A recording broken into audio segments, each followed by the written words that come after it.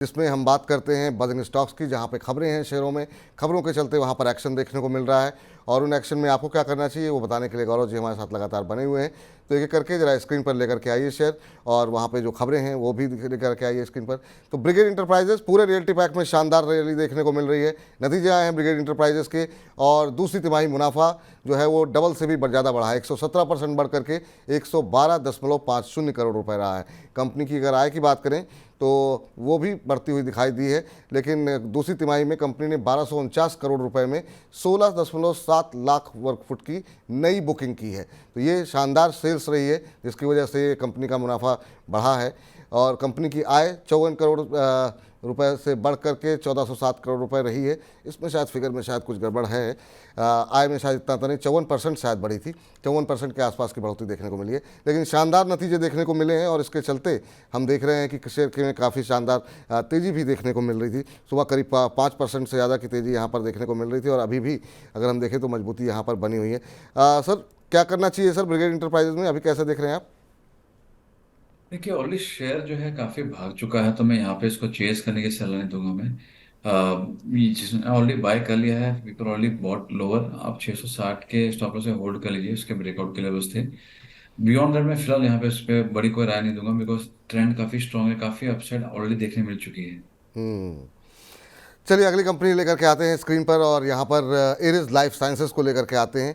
यहाँ पर जो है कुछ एक खबरें निकल करके आई हैं। कंपनी जो है बायोकॉन के दो कारोबार जो है, जो कि नॉन कोर कारोबार हैं, उसका एक्विजिशन करने जा रही है, उसका अधिग्रहण करेगी। और ये जो कारोबार हैं वो डर्माटोलॉजी को लेकर के है, नेफ्रोलॉजी को लेकर के है। तो बायोकॉन के इन दो कारोबार को कंपनी खरीदने जा रही है, और उसी खबर के चलते जो है यहाँ पे आज मजबूती देखने को मिल रही है। 366 करोड़ रुपए में इस कारोबार को खरीदा जाएगा, और आज सुबह से ही अच्छा मोमेंटम बनता हुआ दिखाई दे रहा था। 3.25% अभी भी ऊपर है, सुबह हम देख रहे थे 5% से ज़्यादा की रैली यहाँ पर देखने को मिल रही थी। सर इरीज लाइफ साइंसेज, यहाँ पर एक पॉजिटिव खबर है नए एक्विजिशन को लेकर के, उसके चलते मोमेंटम है। आप कैसे देख रहे हैं चार्ट्स पे?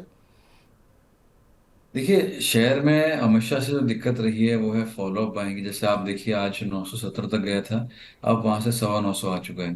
तो यहाँ पे मोमेंटम जो है वो सस्टेन नहीं करता है। इसमें मल्टी ईयर ब्रेकआउट देखने मिला था, अच्छा इसमें पैटर्न है, स्ट्रक्चर से स्ट्रॉन्ग है। यहाँ पे अगर कोई बाय करता है तो आपके जो स्टॉप लॉसेस होंगे वो होंगे तकरीबन 860 के, और सस्टेन हो गया अगर ब्रेकआउट तो आपको ये 1050 1100 के लेवल्स पे दिखा सकता है। बट बस बात वही है कि ये फॉलो थ्रू बाइंग हमको देखने मिलती है कि नहीं, क्योंकि एक भी कैंडल जो है ब्रेकआउट के ऊपर स्ट्रांग नहीं बन रही है। आज का भी कैंडल भले आप कह दीजिए ये अच्छी अपसाइड है, लेकिन ऊपरी लेवल से जो प्रॉफिट बुकिंग देखने मिली है ये थोड़ा कंसर्निंग फैक्टर है। तो यहाँ पे थोड़ा रिस्क है, बट एक बार बाय किया सकता है। यहाँ पे थोड़ा रिस्क है, लेकिन थोड़ा सा बाइच करना चाहें तो कर सकते हैं।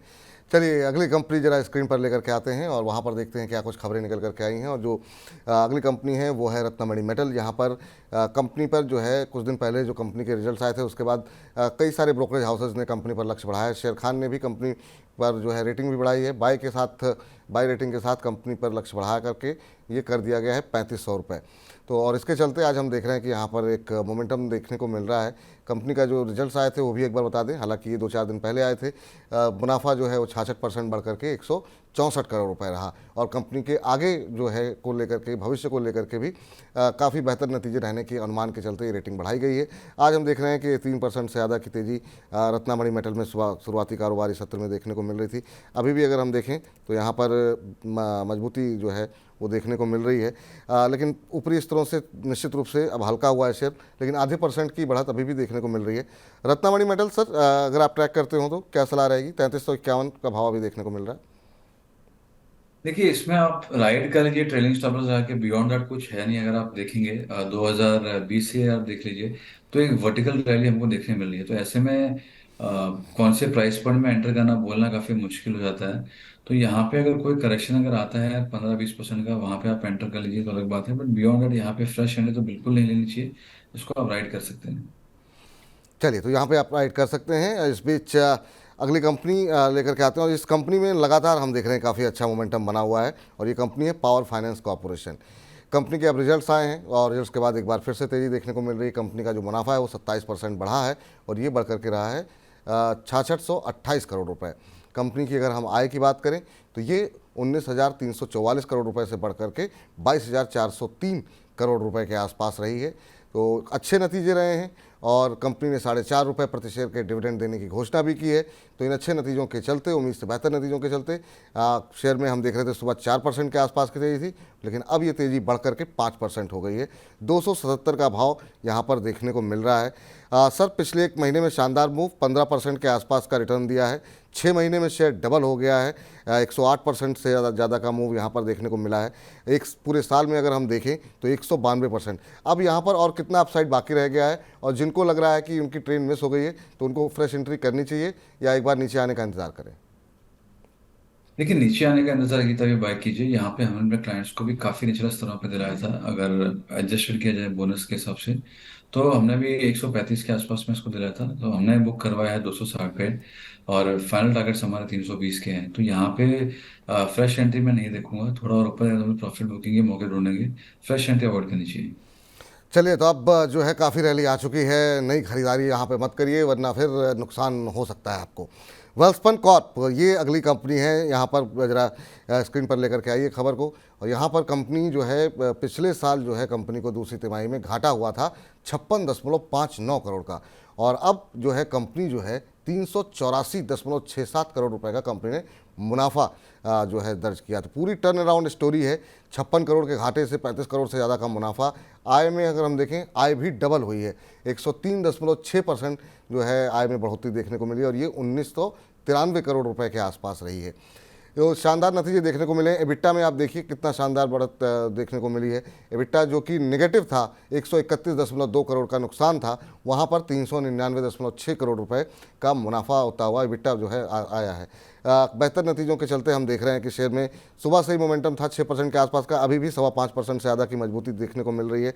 481 ये मौजूदा लेवल देखने को मिल रहा है, और इसमें भी क्या शानदार मूव देखने को मिला है। एक महीने में 26%, 6 महीने में 112%, और इस पूरे साल में अगर हम देखें तो 110% के आसपास का मूव देखने को मिला है। सर, यहाँ पर भी मतलब 6 महीने में ऑलमोस्ट डबल हुआ है शेयर, तो क्या करना चाहिए? अभी एंट्री कर सकते हैं या दूर रहें? नहीं, देखिए, आप जो कह रहे हैं ना, शायद वो स्ट्रीट ने पहले एस्टिमेट कर लिया था। आप इसकी अगर अपसाइड देखेंगे तो अगेन इसकी भी काफी अच्छी वर्टिकल अपसाइड हुई है। इसमें अच्छे खासे ब्रेकआउट 225 के थे, मल्टी ईयर ब्रेकआउट थे। रीसेंट ब्रेकआउट इसमें 350 रुपये का था। तो आप देखिए, 350 वाला भी आज 450 480 हो गया है। तो यहाँ पे चेज करना सही नहीं होगा। मेरे हिसाब से अवॉइड करना बेहतर होगा। अवॉइड करना बेहतर होगा। बाजार को पहले से ही अंदाजा था, जब कंपनी को जब ऑर्डर्स मिल रहे थे, जब कंपनी का कामकाज चल रहा था, तो ये उम्मीद थी कि कंपनी जो है इस बार मुनाफे में आएगी और अच्छे मुनाफे दर्ज करेगी। तो अभी फ़िलहाल एंट्री करने की सलाह नहीं है। चलिए, अगली कंपनी, आज की आखिरी कंपनी बजिंग स्टॉक्स की लेकर के आते हैं, वो है मजेगांव डॉकयार्ड, जबकि जिसमें हमने देखा काफ़ी शानदार जो है कंपनी को ऑर्डर बुक जो है, हम लगातार कंपनी के जो ऑर्डर्स मिलते थे उसके बारे में चर्चा कर रहे थे।